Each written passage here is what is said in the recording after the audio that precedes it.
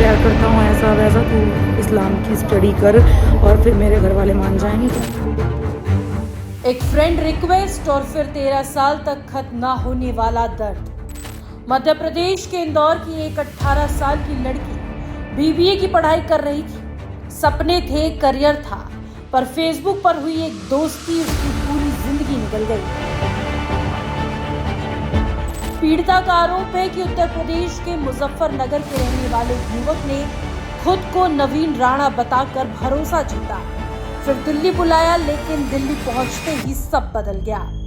उसे मुजफ्फरनगर लाकर एक मदरसे में ले जाया गया और वहीं पता चला नवीन असल में नावेद। पीड़िता का कहना है कि उसे बंधक बनाया गया, दुष्कर्म किया गया, जबरन मतांतरण कराया गया, बुर्का पहनाया गया और विरोध करने पर बेरहमी से पीटा गया।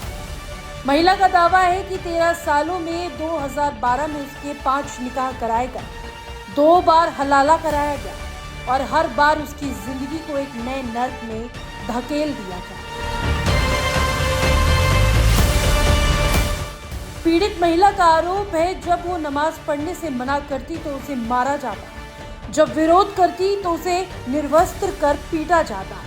सोचिए, जिस लड़की ने प्यार समझकर भरोसा किया, उसे बार बार सौदे की तरह इस्तेमाल किया गया। अब गाजियाबाद में नवीन उर्फ नावेद मौलाना कलीम सिद्दीकी, उसकी पत्नी और बहू मौलाना बिलाल, मौलाना राशिद, चांदनी चौक के शाही इमाम मौलाना फुरकान कुरैशी, कारी असलम, हाफिज नवाब, शाकिब समेत 16 लोगों के विरुद्ध एफआईआर दर्ज हुई।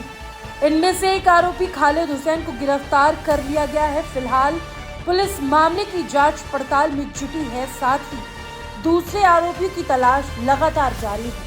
तो उसने बोला कि मैं अब देखो, तुम अपना घर बार सब कुछ छोड़ के आ गई हो, मेरा नाम नावेद है और बाबू मैं तुझसे बहुत प्यार करता हूँ, ऐसा वैसा, तू इस्लाम की स्टडी कर और फिर मेरे घर वाले मान जाएंगे तो फिर मैं शादी कर लूँगा। उसके पहले आपकी शादी उसके साथ नहीं हुई? कुछ नहीं हुआ था जी। फिर वहाँ से वहाँ पर इस्लाम की पढ़ाई कराते, मैं बोलती मैं इस्लाम को नहीं पढ़ूंगी, ना मुझे ये आता है या इसकी लैंग्वेज अलग है, ऐसा वैसा।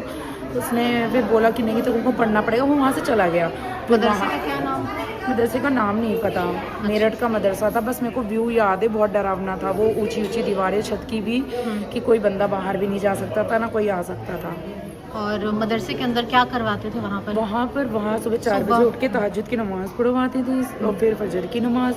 फिर उसके बाद वो सोने नहीं देते थे। 4 बजे से रात को 10 बजे से पहले कोई सो नहीं सकता था वहाँ पर। अच्छा जी। दिन भर मस्जिद का काम करो? हाँ, मस्जिद का भी काम, और उनके जो जिम्मेदार थे उन लोगों के कपड़े वगैरह धोना।